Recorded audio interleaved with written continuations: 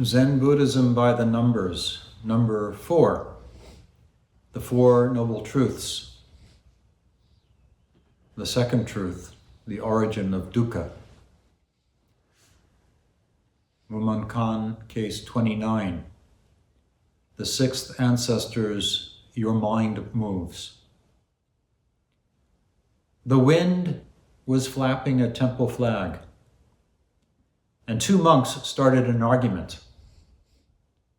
One said the flag moved. The other said the wind moved. They argued back and forth, but could not reach a conclusion. The sixth ancestor said, "It is not the wind that moves. It is not the flag that moves. It is your mind that moves." The two monks were awestruck. Mumon's comment: it is not the wind that moves. It is not the flag that moves. It is not the mind that moves. How do you see the ancestor? If you come to understand this matter deeply, you will see that the two monks got gold when buying iron. The ancestor could not withhold his compassion and courted disgrace. Mumon's verse: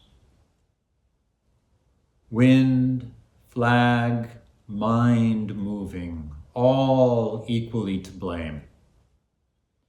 Only knowing how to open his mouth, unaware of his fault in talking.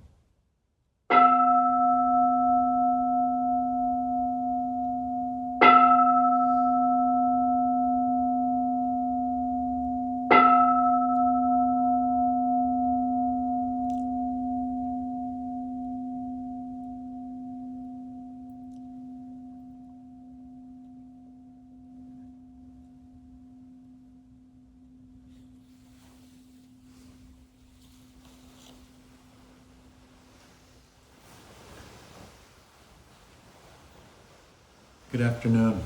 Good afternoon. It seems like a long time since I've been here.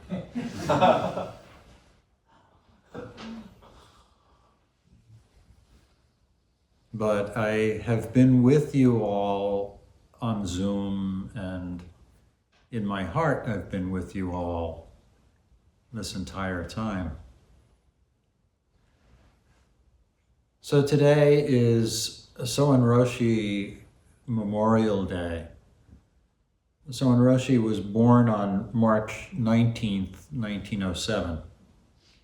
So almost 116 years ago. He was a remarkable person. He was a little bit before my time. Unfortunately, I never had the chance to meet him.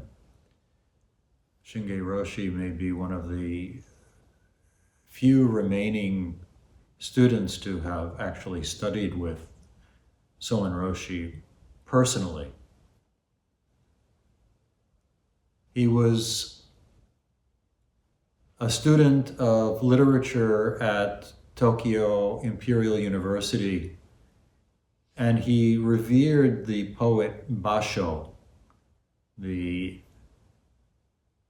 haiku master, generally revered as the greatest poet of Japanese history and one of the great poets of all time.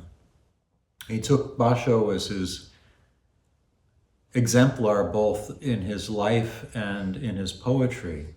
Basho was a worldly individual as much as a poet is ever a worldly individual, but later in life was ordained as a lay monk and dedicated himself to Zen in his life and in his poetry. And he made a huge impression on Soen Roshi, who was also besides being a Zen master, a very well-known and renowned poet in his own right, one of the great haiku masters of the 20th century. Soen Roshi was ordained at the age of 23, which is slightly younger than I was ordained, and spent a portion of the late 1930s in Manchuria with his teacher Genpo Roshi. The Japanese had invaded and occupied Manchuria, one of the precursors to the Second World War. For the United States, the Second World War started in 1941, but for Japan, it started much earlier with the invasion of China in the 1930s.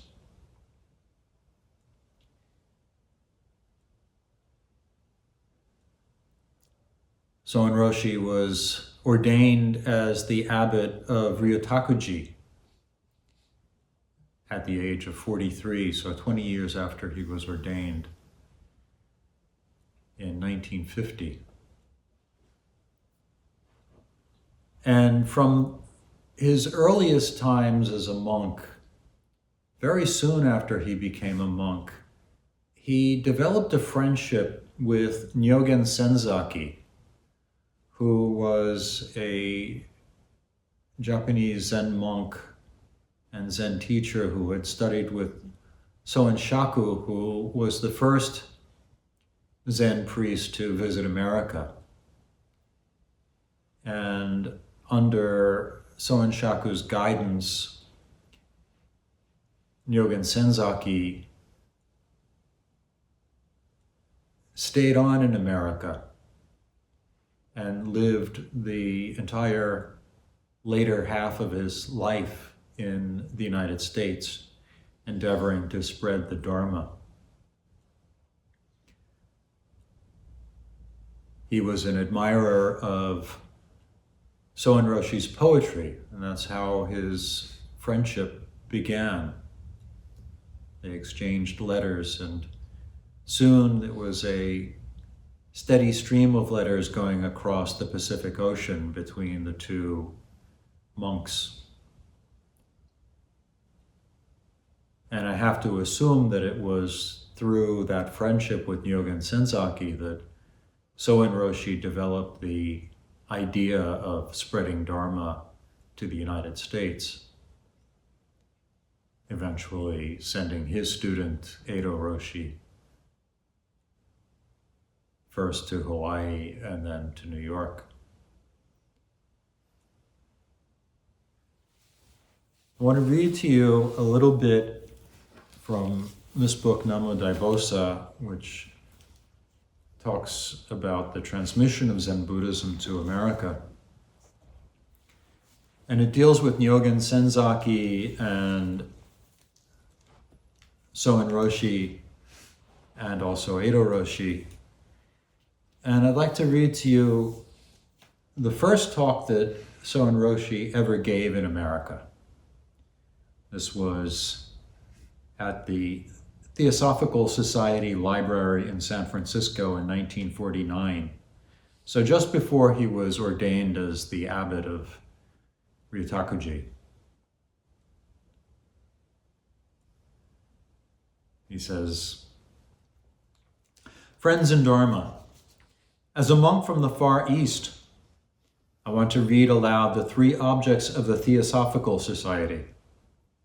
1, to form a nucleus of the universal brotherhood of humanity, without distinction of race, creed, sex, caste, or color. 2, to encourage the study of comparative religion, philosophy, and science. 3, to investigate the unexplained laws of nature and the powers latent in man." Soen Shaku, the teacher of Nyogen Senzaki, came to America in 1905 and at that time stayed about 9 months in this city, I believe. One day he was asked to give a talk for a Japanese gathering. The audience had heard of his reputation and so expected a profound lecture to be delivered. He began as follows. I have studied Buddhism for more than 40 years and have preached the teaching here and there. But only very recently have I begun to understand it. Now I understand that what I have understood is that, after all, I do not understand anything. Most of the audience was disappointed. Some of them even laughed. Nangaku, a well-known Chinese Zen master and scholar, when visiting the sixth ancestor Huineng, Eno, who is featured in today's koan, was asked, "Who is it that confronts me?" In other words, who are you? Or who am I? Nangaku was dumbfounded and could not answer. Nowadays, there is no one capable of being dumbfounded like Nangaku. Everyone knows everything and can answer any question.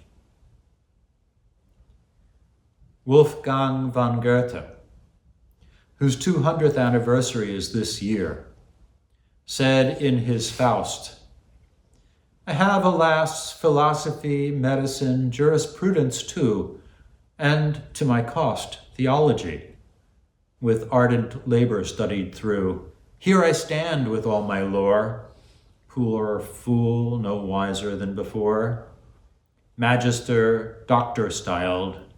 Indeed, already these 10 years I lead up, down, across, and to and fro my pupils by the nose, and learn that we, in truth, can nothing know."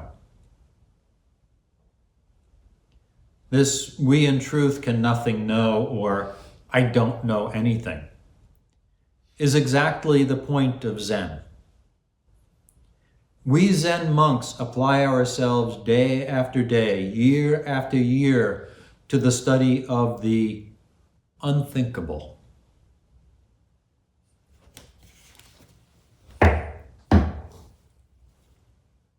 Can you hear this sound? Who is hearing this sound? Who is the master of hearing? Americans and Japanese alike can hear this sound. So the master of hearing is without distinction of race, creed, sex, caste, or color. And as for this nucleus of the universal brotherhood of humanity, it is probably nothing but just hearing this sound. Because we can neither see nor catch this master of hearing. Most of us think there really is no such thing. But because it is a fact that we are actually hearing this sound, there must be some master of hearing in our body or in our mind or somewhere. But we are unable to explain what this is. And so we begin to wonder. And then deep doubt begins. This doubt is very good for Zen work. Doubt and doubt. Inquire and inquire. March and march to the unthinkable point. Ask, who is it who is hearing this sound? Ask and ask until you reach the bottom. All of a sudden, when the bottom is broken through, you will realize what the unexplained laws of nature really are. And you will be able to acquire an understanding of the powers latent in man.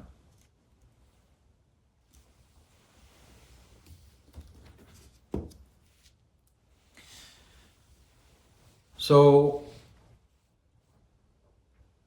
this talk that he gave is very germane to the topic that we have today, which is Muman Khan case 29, the sixth ancestor is your mind moves. And that in turn is very germane to the underlying topic, which is the truth of the origin of Duka. Duka, for anyone who is not familiar with the term, is usually translated as suffering, although a better translation would be something like unsatisfactoriness or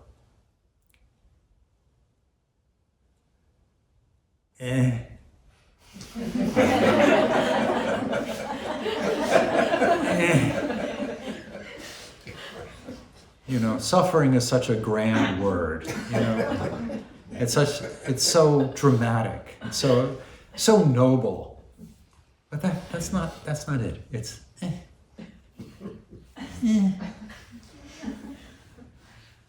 That's dukkha. Of course, dukkha can be dramatic. It can be incredibly dramatic, but that's not usually dukkha.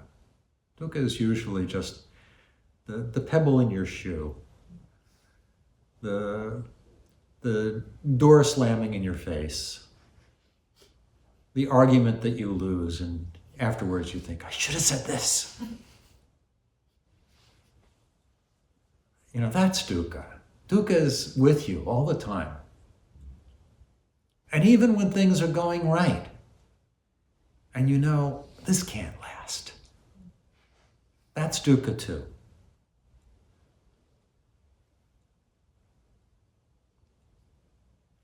So how do we get this dukkha? Where does it come from? Why? Why are we stuck in this nonsense? If you study the Judeo-Christian tradition, the story is right there in the book of Genesis, right? Everything is wonderful. Adam and Eve are there in paradise. No dukkha. And one day,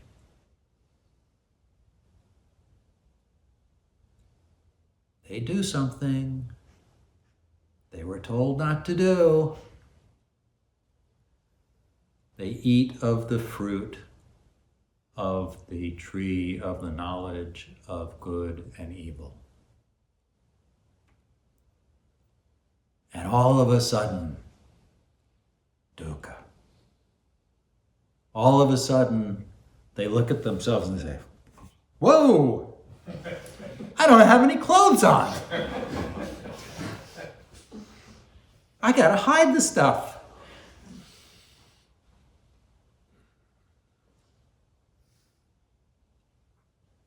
And what the story really is about is the fall into duality, right?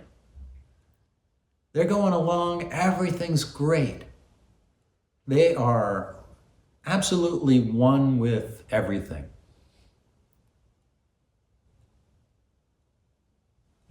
They're friends with God.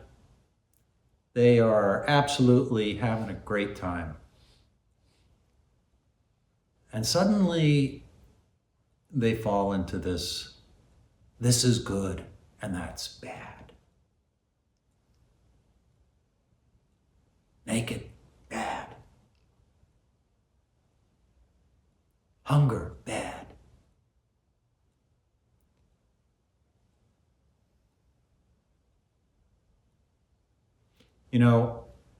It's very possible that this mythology of the Garden of Eden and the fall into duality is the attempt to depict the human evolution of consciousness,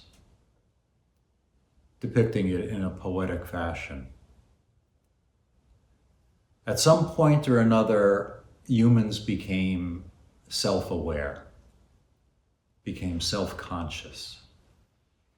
And with self-consciousness, suddenly there was this sense of separation, right? It's wonderful to be aware,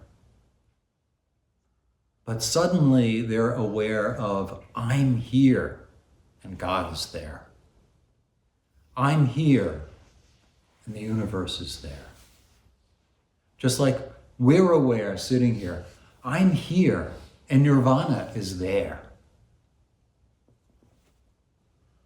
Awakening is there.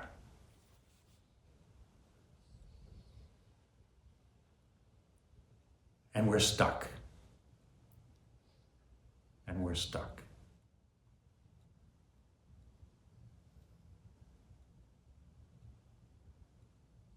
In Mahayana terms, the primal delusion is the delusion of a separated individuality.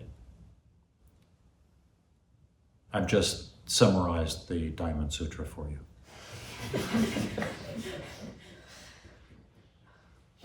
Okay? All of that chanting, if you cut to the chase, that's it.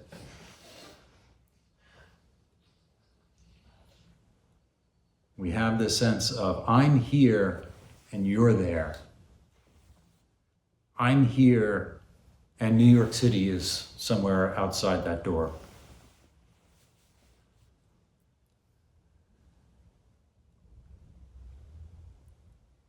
And this self-consciousness is what gets us into trouble.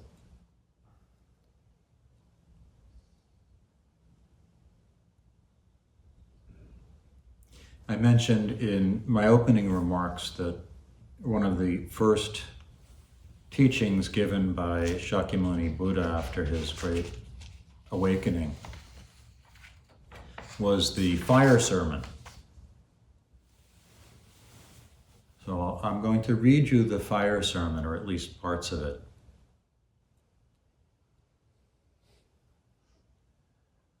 Thus have I heard. Once the Blessed One was staying in Gaya at Gaya Head, and there he addressed 1,000 disciples, saying, everything is on fire.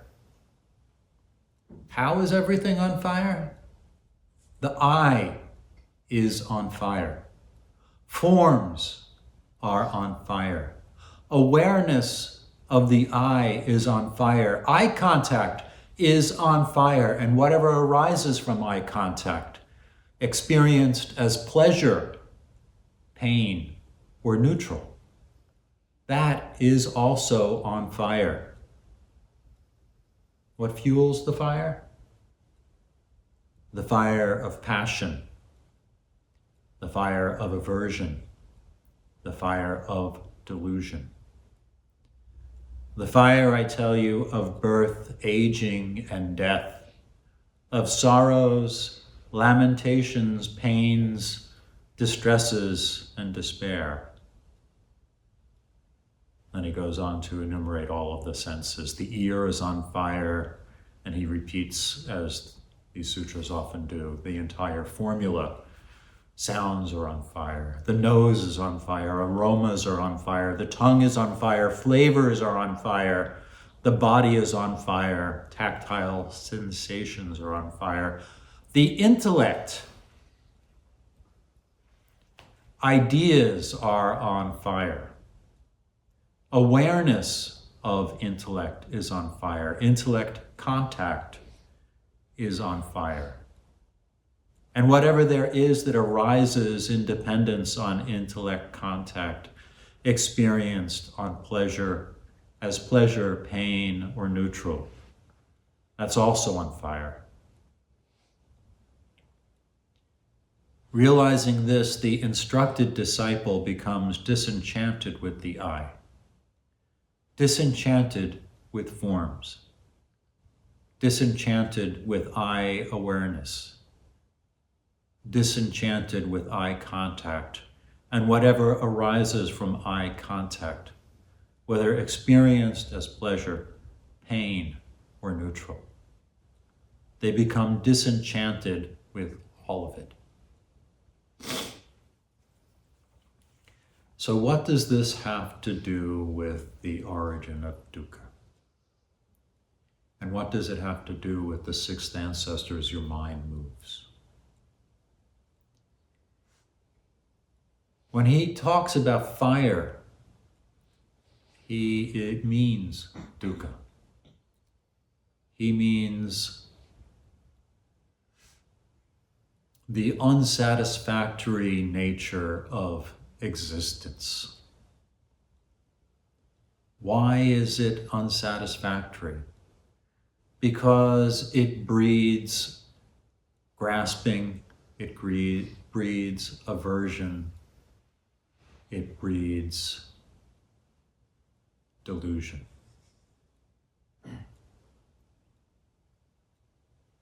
The sixth ancestor was wandering through the temple grounds, and he came upon these monks. The wind was flapping a temple flag, and two monks started an argument. One said the flag moved. The other said the wind moved. They argued back and forth, but could not reach a conclusion. Their eyes were on fire. Their ideas were on fire. They were using eye contact to formulate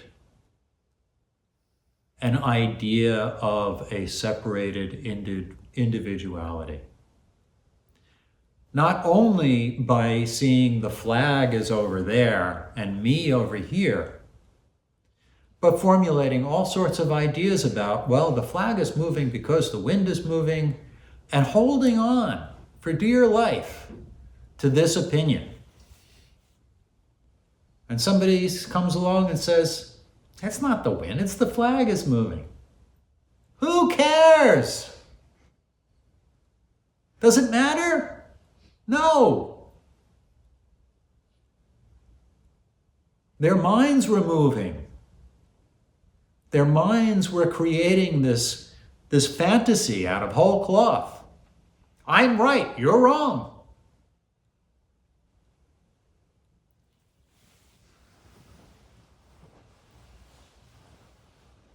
So they have fallen into the trap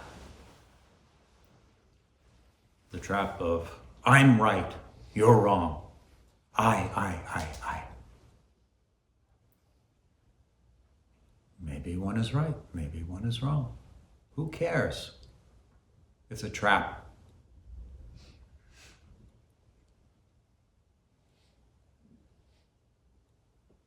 And this trap is the origin of dukkha, the origin of rebirth. Once you have this craving to be right, once you have this craving to experience the pleasure of being correct, or experience the pleasure of seeing this wonderful flag moving, experience the existence of self, you're stuck. 100% stuck. And something has to be done to make you get unstuck. And that's what our practice is about. Practice is about getting unstuck. When we talk about liberation or enlightenment, all that means is getting unstuck. Stop insisting that I know. What was Soen Roshi talking about? What was Soen Shaku talking about? I've studied Buddhism for 40 years, and only recently have I come to understand it. And what I've come to understand is that I don't understand anything. That was Soen Shaku. Soen Shaku, a great Zen master. And not only a great Zen master, but someone who went to, after becoming a Zen master and completing his Zen training, went to, I believe it was Burma, to study with the forest monks in the Theravadan tradition, to see what they could teach him. And he said, after all this time, I've only recently begun to understand Buddhism. Only recently. And what I understand is I don't understand anything. This I don't know mind.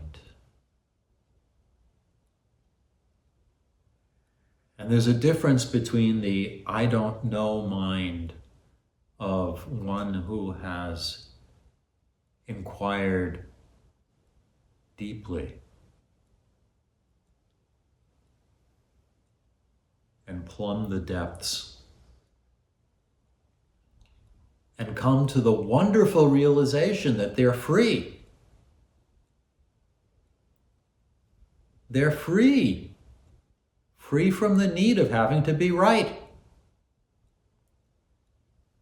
Free from the need of having to be a big shot.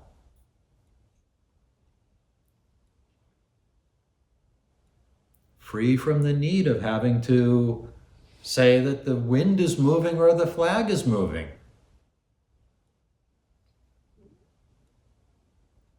Just free. I don't know. I know this. I know this, but this is beyond words. This is beyond opinion. This is beyond fire. This begins with disenchantment. Disenchantment in the sense of disillusionment.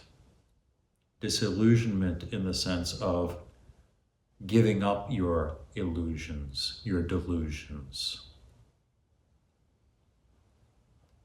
Giving up the enchantment which is like a spell that bewitches you and makes you think all of this is real or all of this is unreal.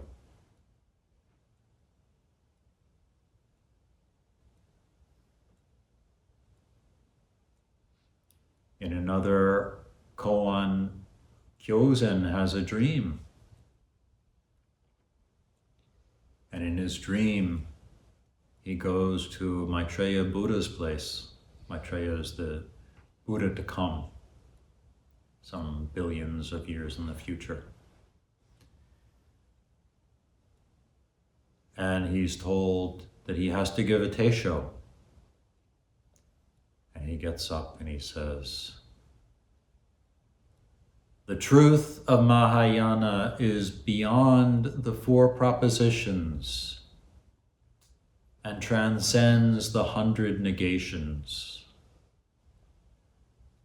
Teisho, Teisho, hear the truth. The truth of Mahayana is beyond all of this. Beyond the flag moves, the wind moves. Beyond the need to be right or wrong, to understand or not understand. to simply be in paradise, turning your back on that evil tree and its fruit, this duality.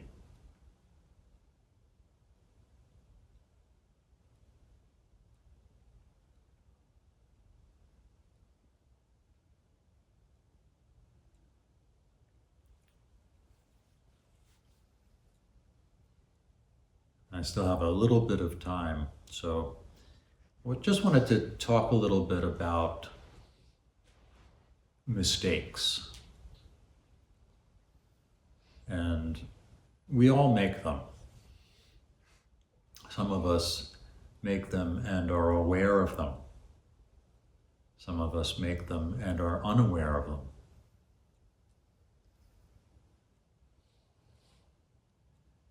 Some of us are more bothered by them than other people are.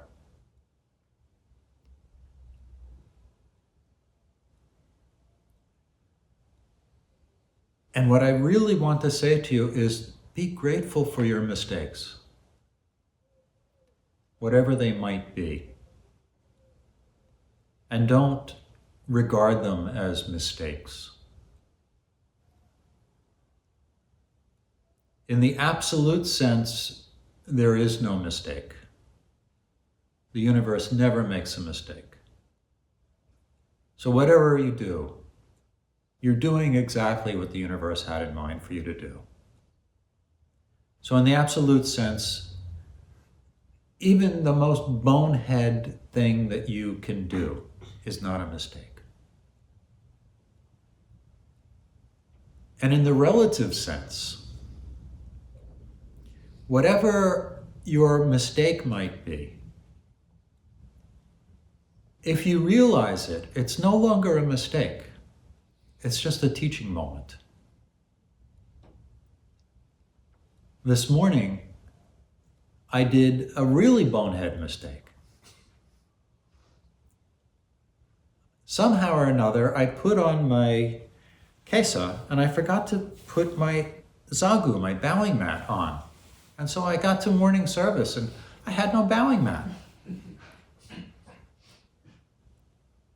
Now, for about a minute, I was really embarrassed. I said, oh my goodness, here I don't even have a bowing mat. What do I do? Well, you bow. What else are you going to do? You bow. And I thought, well, that's wonderful. Now I have something to talk about this afternoon.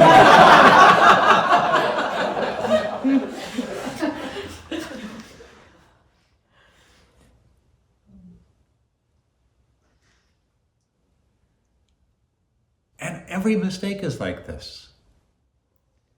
And if you are unaware of making a mistake, that's the worst kind of mistake. Because you don't have a chance to learn from it. So when somebody points out to you your mistake, be grateful. Consider them a bodhisattva. Be grateful to the person who has corrected you, and be grateful to the universe for giving you that teaching moment. Look into whatever it is that is the lesson that you can take out of that.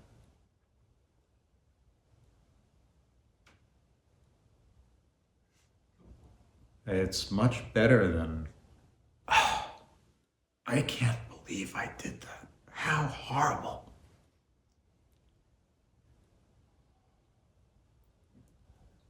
That is dukkha. Making a mistake, that's not dukkha. Learning from your mistake, that's wonderful.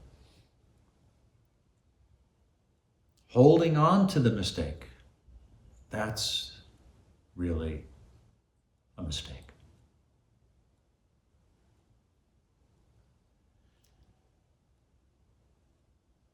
In the fire sermon,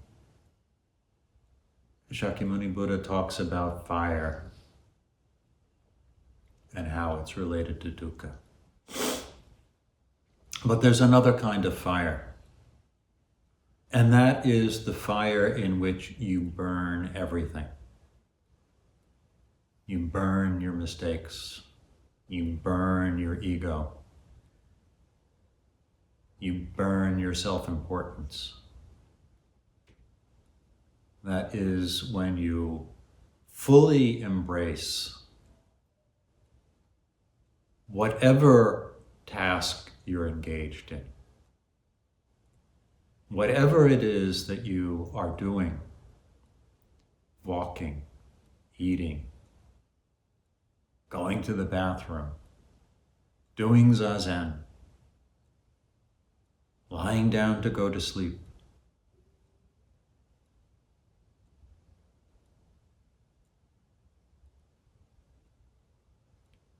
Doing this, just this, nothing added.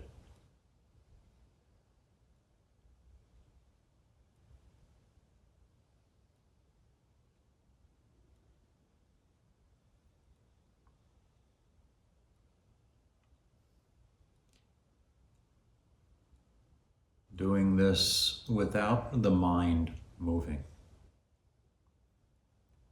without a sense of, I'm here and the task is there.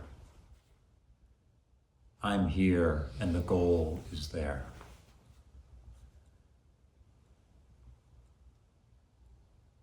That is stopping the mind.